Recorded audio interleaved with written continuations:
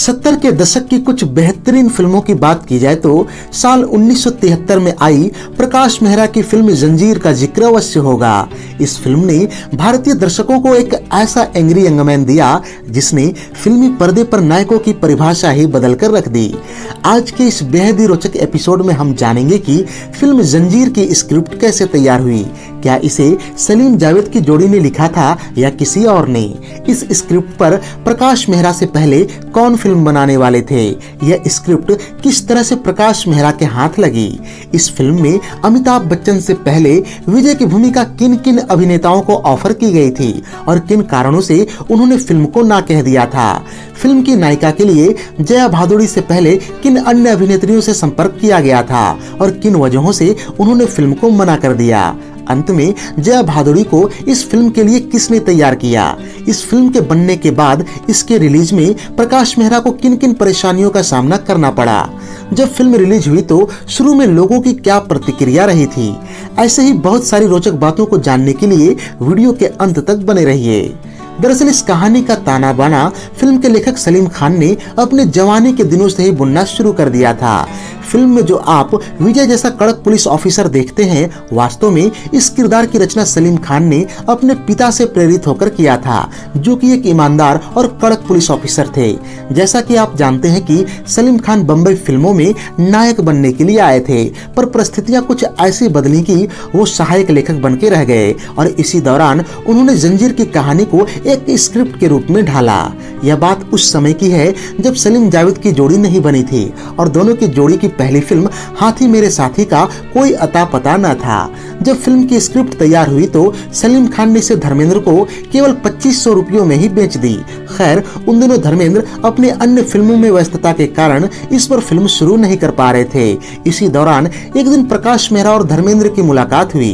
बातों बातों में प्रकाश मेहरा ने अपनी नई फिल्म समाधि की कहानी धर्मेंद्र को सुनाई, जो कि इन्हें काफी पसंद आई। इधर धर्मेंद्र ने भी प्रकाश मेहरा को जंजीर का स्क्रिप्ट सुनाया। दोनों एक दूसरे की कहानी के मुरीद हो गए। बात यहाँ तक पहुंची कि धर्मेंद्र ने प्रकाश मेहरा से समाधि की स्क्रिप्ट जंजीर से बदलने का आग्रह किया। प्रकाश मेहरा ने धर्मेंद्र की बात इस शर्त पर मान ली कि फिल्म जंजीर में एक्टिंग के साथ साथ आपको इसे को प्रोड्यूस भी करना होगा। अभी कुछ ही दिन गुजरे थे कि धर्मेंद्र और प्रकाश मेहरा की फिर से एक मुलाकात हुई। इस बार प्रकाश मेहरा ने फिर से एक स्क्रिप्ट धर्मेंद्र को सुनाई, जो कि कहानी किस्मत की नामक फिल्म की थी। यह स्क्रिप्ट भी धर्मेंद्र को खूब पसंद आई और उन्होंने प्रकाश मेहरा से कहा कि आप यह स्क्रिप्ट भी मुझे दे दें। अगर आप ऐसा करते हैं तो मैं केवल फिल्म जंजीर को को प्रोड्यूस ही नहीं करूंगा, बल्कि आपको इसके लिए जितना भी अन्य मदद चाहिए वो सारी उपलब्ध कराऊंगा। दरअसल यह स्क्रिप्ट धर्मेंद्र अपने गॉडफादर अर्जुन हिंगुरानी के लिए चाहते थे। यह शर्त सुनकर प्रकाश मेहरा को बुरा तो बहुत लगा, पर वो मन महसूस कर रह गए और दूसरी स्क्रिप्ट भी धर्मेंद्र को दे दी। खैर, दो स्क्रिप्ट की कुर्बानी के बदले प्रकाश मेहरा को जंजीर की स्क्रिप्ट मिल गई। उन्होंने फिल्म के स्क्रिप्ट में कुछ जरूरी बदलाव और इसके डायलॉग राइटिंग के लिए सलीम खान से संपर्क किया। अब तक सलीम खान और जावेद अख्तर की जोड़ी फिल्म हाथी मेरे साथी से बन चुकी थी, अतः फिल्म के स्क्रिप्ट को अंतिम रूप देने के लिए दोनों मिलकर जुट गए। इधर प्रकाश मेहरा ने आधिकारिक तौर पर धर्मेंद्र और मुमताज को लेकर फिल्म की घोषणा भी कर दी, पर लगभग 6 महीने गुजरने के बाद भी फिल्म नहीं शुरू हो पाई। अंत में प्रकाश मेहरा अधीर होकर धर्मेंद्र से कहा कि मुझे फिल्म की शूटिंग जल्दी करनी है, कृपया आप अपना वादा निभाएं। पर धर्मेंद्र ने अपनी अति व्यस्तता का हवाला देकर फिल्म को कुछ और दिन टालने के लिए कहा। अंत में प्रकाश मेहरा ने निर्णय किया कि उन्हें धर्मेंद्र का दामन छोड़कर किसी अन्य निर्माता और अभिनेता का दामन थामना होगा। इसी क्रम में प्रकाश मेहरा ने मनोज कुमार से संपर्क किया और कहा कि आप फिल्म का निर्माण अपने बैनर तले करने दे, साथ ही आप इसके को प्रोड्यूसर भी बने। मनोज कुमार, जो कि उन दिनों अपनी फिल्म शोर के निर्माण में काफी पैसा लगा चुके थे, अतः उन्होंने अपनी मजबूरियां प्रकाश मेहरा को बताई। साथ ही एक सलाह भी दिया कि आप खुद का एक प्रोडक्शन हाउस क्यों नहीं शुरू करते। प्रकाश मेहरा को यह बात जच गई और इस तरह से पीएमपी यानी कि प्रकाश मेहरा प्रोडक्शन की स्थापना हुई। बहरहाल फिल्म के लिए जितना संभावित बजट था, प्रकाश मेहरा ने खुद के पास उपलब्ध धन और मार्केट से पैसे लेकर किसी तरह जुटा लिया। इसके बाद उन्होंने फिल्म के नायक की तलाश शुरू की। इसी क्रम में देव आनंद से संपर्क किया, पर लेखक जोड़ी सलीम जावेद देव आनंद के नाम पर सहमत नहीं थे, क्योंकि देव आनंद की छवि एक रोमांटिक नायक की थी, जबकि यह भूमिका एक सीरियस पुलिस ऑफिसर की थी। दरअसल प्रकाश मेहरा ने उनसे इसलिए संपर्क किया क्योंकि उन्होंने देव आनंद की फिल्म काला पानी देख रखी थी। खैर, देव आनंद को फिल्म की कहानी तो काफी पसंद आई, पर उन्होंने यह शर्त रखी कि फिल्म के नायक पर कम से कम 3-4 गाने होने ही चाहिए। साथ ही यह भी कहा कि आप इस फिल्म को हमारे बैनर नवकेतन फिल्म के लिए बनाएं। इसके निर्माण में जो भी खर्च आएगा वो हम लगाने के लिए तैयार हैं। यह सुनकर प्रकाश मेहरा काफी दुविधा में फंस गए, क्योंकि फिल्म का नायक ऐसा था जो गाना तो दूर फिल्म में हंसता भी केवल एक आध दृश्य में है, तथा दूसरी बात यह भी थी कि अब तक प्रकाश मेहरा खुद का बैनर और बजट बना चुके थे। बहरहाल देव आनंद के साथ बात नहीं बन पाई और प्रकाश मेहरा ने राजकुमार से संपर्क किया, जो कि उन दिनों दक्षिण भारत में मुमताज के साथ किसी फिल्म की शूटिंग कर रहे थे। उन्होंने प्रकाश मेहरा से कहा कि मैंने स्वयं आपके फिल्म के विजय जैसी जिंदगी जी रखी है, अतः यह भूमिका करने में मुझे काफी खुशी होगी। आपको यहाँ बताता चलूं कि राजकुमार फिल्मों में आने से पहले बम्बई के माहिम थाना में इंस्पेक्टर की नौकरी किया करते थे। बहरहाल राजकुमार ने प्रकाश मेहरा से कहा कि आपकी कहानी तो मुझे बहुत पसंद आई, लेकिन परेशानी यह है कि मैं दक्षिण भारत में जिस फिल्म की शूटिंग कर रहा हूँ उसकी काफी शूटिंग अभी बाकी है, जबकि आप फिल्म को तुरंत शुरू करना चाहते हैं। ऐसे में एक ही उपाय है कि आप फिल्म को दक्षिण भारत में ही शूट करें और मैं आपको बहुत सारी डेट्स दे सकता हूँ।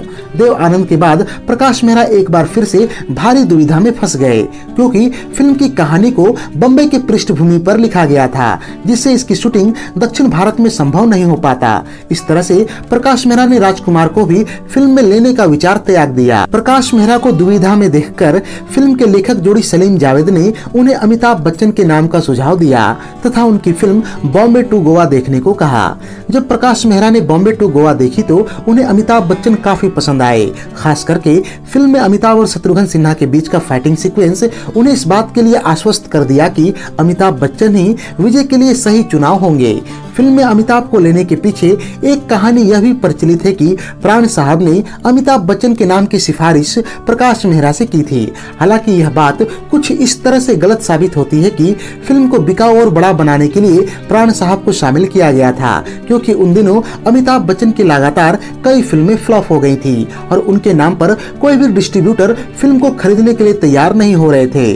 अंत में अमिताभ बच्चन के बाद ही फिल्म को संतुलित करने के लिए प्राण साहब को साइन किया गया था। खैर, इस तरह से अमिताभ और प्राण साहब का अंतिम रूप से चयन कर लिया गया। जैसा कि मैंने आपको इस वीडियो के शुरू में ही बताया था कि प्रकाश मेहरा इसके नायक और नायिका के लिए धर्मेंद्र और मुमताज को लेना चाहते थे।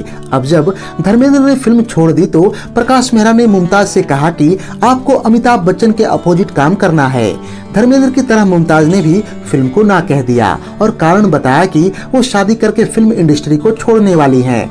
हालांकि सच तो यह था कि अमिताभ बच्चन और मुमताज की जोड़ी की पिछली फिल्म बंधे हाथ बुरी तरह से फ्लॉप रही थी, अतः मुमताज अमिताभ बच्चन के साथ एक और फ्लॉप फिल्म नहीं देना चाहती थी। बहरहाल फिल्म की नायिका के लिए जया भादुड़ी से संपर्क किया गया।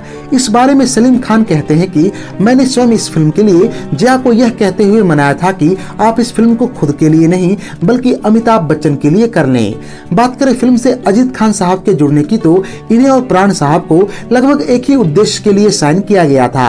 वास्तव में फिल्म के रिलीज होने तक इसे पार लगाने की जिम्मेवारी इन्हीं दोनों लीजेंड्स के कंधे पर थी। बहरहाल अजीत खान ने इस फिल्म से एक ऐसे खलनायकी को जन्म दिया जिसमें खलनायक खतरनाक तो बहुत होता है पर बड़ा ही मृदुभाषी और सज्जन पुरुष जैसा व्यवहार करता है।